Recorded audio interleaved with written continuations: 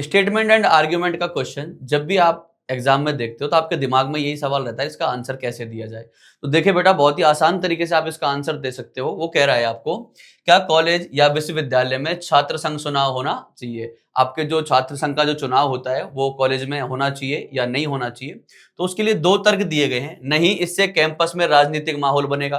तो बिल्कुल जनाब, ये सही बात कह रहा है, राजनीतिक का माहौल तो बनेगा अगर चुनाव होंगे तो। ठीक है, तो पहला तो सही कह रहा है कि नहीं होने चाहिए क्योंकि इससे राजनीतिक माहौल बनेगा।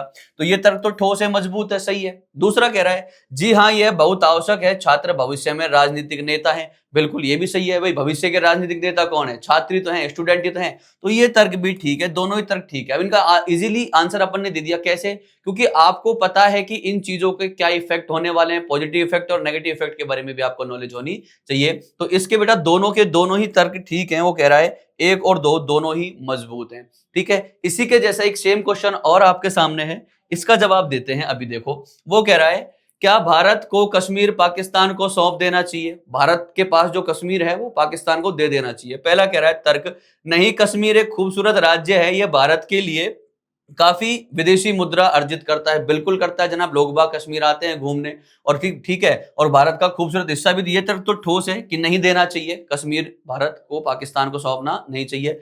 अब दूसरा कह रहा है, जी हाँ, इससे विवादों को सुलझाने में मदद मिलेगी। ठीक है, अब ये जो आपके ऊपर डिपेंड करता है कि आप किस टाइम पे सोच है और क्या है, तो सही सोच रहे हो इसके बारे में, क्या गलत सोच रहे हो। तो आपके हिसाब से अपना आंसर कमेंट बॉक्स में करके बताएं कि ये तर्क ठोस है या नहीं है। पहला तो 100% सही है। और भी ऐसे मजेदार वीडियोज के लिए अभी सब्सक्राइब करें माइंड एक्स रीजनिंग।